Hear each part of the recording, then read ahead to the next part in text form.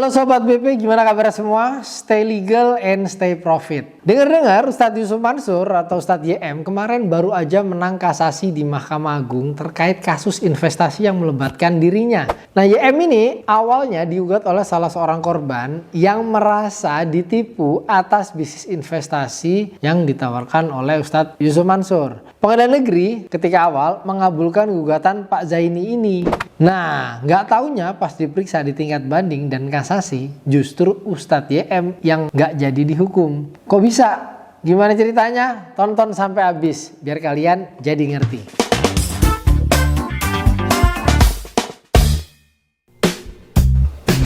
Masalah ini dimulai ketika tahun 2009 ya, waktu Pak Zaini dan para jamaah Masjid Darussalam Kota Wisata mendengarkan ceramah Ustadz YM.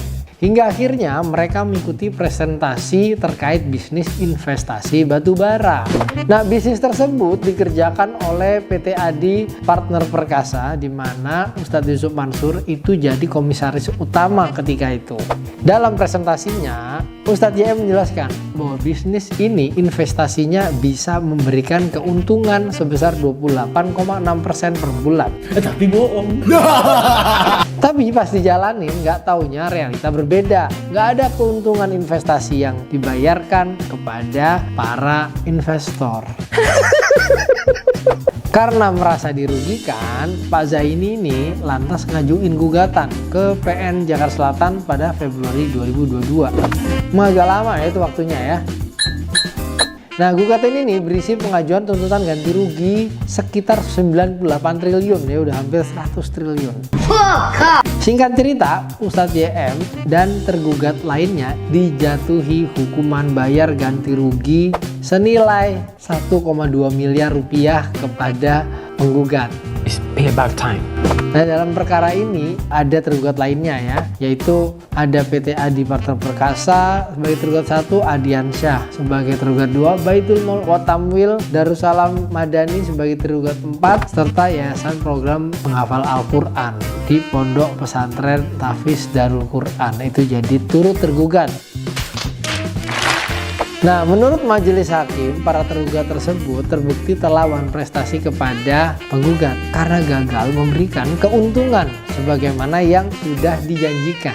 Nah, karena nggak terima diputus untuk bayar ganti rugi walaupun dari gugatan 98 atau 90 triliun ke 1,2, tapi Ustadz YM itu ngajuin banding. Dan ternyata lewat proses banding, majelis hakim di tingkat banding mengabulkan banding Ustadz Yusuf Mansur yang membatalkan putusan PN Jaksel.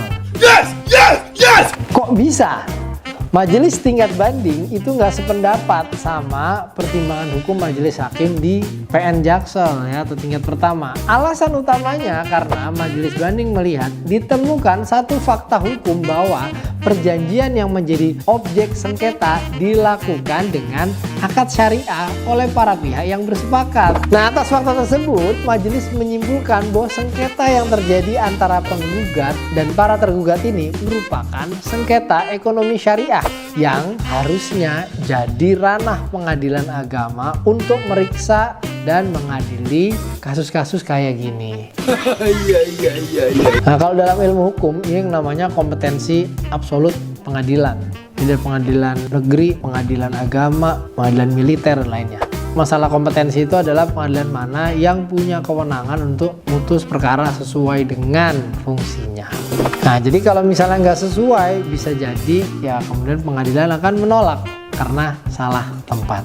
Tapi tergugat nih sebenarnya bisa ngajuin keberatan atau eksepsi absolut ini kepada majelis hakim di tingkat pengadilan negeri kalau dianggap salah tempat.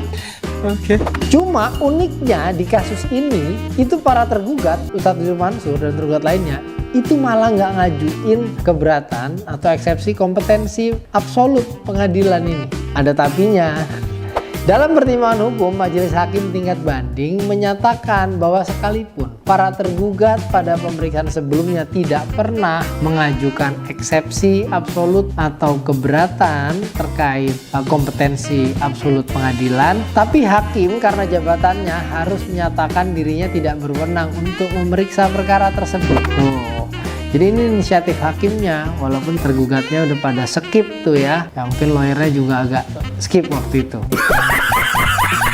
Artinya, walaupun nggak diminta, hakim harus menyatakan sendiri kalau dirinya tidak berwenang memeriksa dan mengadili perkara tersebut. Ini jadi kayak kaidah ya dalam hukum acara persidangan di pengadilan. Perfect.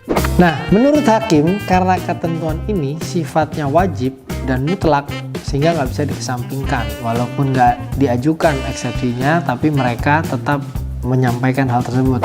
Nah, sekarang jadi berbalik nih, Ustadz JM malah nggak jadi dihukum buat bayar ganti rugi ke Pak Zaini. Putusan pengadilan tinggi itu soalnya diperkuat juga sama putusan Mahkamah Agung dalam tingkat kasasi. Artinya apa? Pengadilan dinyatakan tidak berwenang dan nggak perlu lagi Ustadz JM bayar. Tapi kalau Pak Zaini nggak terima, sebenarnya masih aja dia bisa ngajuin gugatan baru. Tapi jangan salah, gugatannya harus sesuai akad. Ingat, gugat sesuai akad. Karena ini akadnya adalah akad syariah, jadi gugatnya di pengadilan agama. Pengadilan agama nggak cuma ngurusin masalah cerai dan waris Islam aja. Jangan investasi sebelum kalian pelajari. Ini saya nulis buku hasil riset saya, kasus-kasus investasi dalam waktu 3 dekade. Jadi modusnya kayak apa ya? Yang jadi rugi itu kayak apa? Di sini saya kupas ya, gimana jeritan para korban ya, untuk kalian pelajari supaya nggak ikut-ikutan jadi korban. Dapetin bukunya supaya kalian nggak salah investasi. Oke, nah jadi gitu ya.